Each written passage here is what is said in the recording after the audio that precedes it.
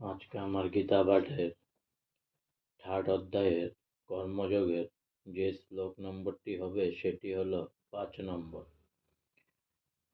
5 নম্বর শ্লোক নম্বর কর্মযোগের 8 নম্বর অধ্যায়ের ন হি কচ্চিৎ ক্ষণমপি জাতু তিষ্ঠত্য কর্মকৃৎ কার্যতে হবস কর্ম সর্ব প্রকৃতি জয়ী গুণই।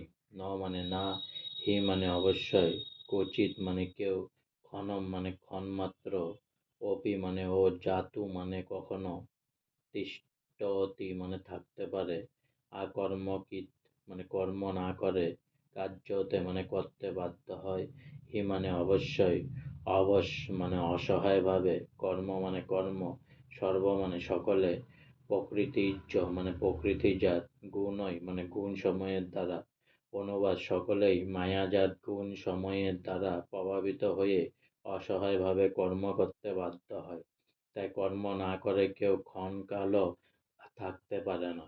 তাৎপর্য, কর্তব্য কর্ম না করে কেউ থাকতে পারে না। আত্মার ধর্মই হচ্ছে সর্বক্ষণ কর্মরত থাকা।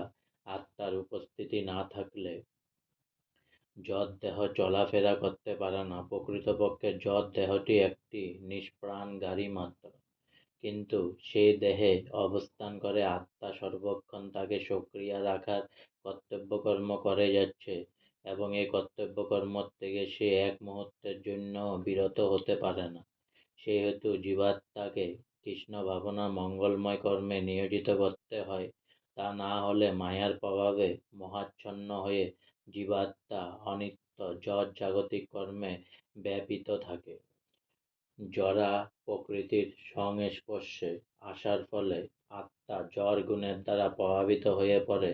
তাই এই জড় গুণের কুলস থেকে মুক্ত হবার জন্য শাস্ত্র নির্ধারিত কর্মের আচরণ করতে হয়। কিন্তু আত্মা যখন শ্রীকৃষ্ণের সেবায় স্বাভাবিকভাবে নিযুক্ত হয়, তখন সে যা করে তার পক্ষে তা মঙ্গলময় হয়ে ওঠে।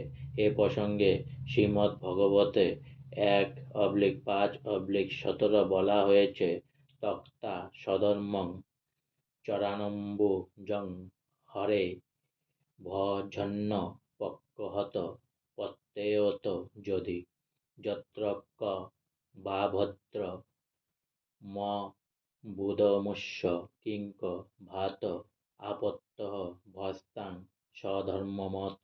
যদি কেউ কৃষ্ণ ভাবনা গ্রহণ করে এবং তখন সে যদি শাস্ত্র নির্দেশিত বিধি নির্দেশগুলি পুঙ্খানুপুঙ্খভাবে না মেনেও চলে, অথবা তার স্বধর্ম পালনও না করে, এমনকি সে যদি অধঃপতিত হয়, তাহলেও তার কোনো রকম ক্ষতি বা অমঙ্গল হয় না। কিন্তু সে যদি পবিত্র হবার জন্য শাস্ত্র নির্দেশিত সমস্ত আচার আচরণ পালন করে, তাতে তার কী লাভ? যদি সে কৃষ্ণ ভাবনাময় না হয়। সুতরাং কৃষ্ণ ভাবনামৃত লাভ করার জন্য শুদ্ধিকরণের পন্থা গ্রহণ করা আবশ্যক।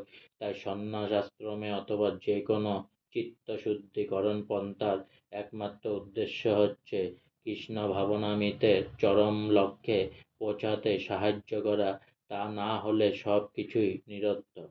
আজকে আমার গীতা পাঠের থার্ড অধ্যায়ের কর্মযোগের 5 নম্বর শ্লোক এখানেই সমাপ্ত হলো। তাই পুনরায় একবার বলুন, হরে কৃষ্ণ কৃষ্ণ কৃষ্ণ হরে হরে, হরে রাম রাম রাম হরে হরে। অনেক অনেক সাবস্ক্রাইব করুন, অনেক অনেক লাইক করুন আমার চ্যানেলটি প্লিজ।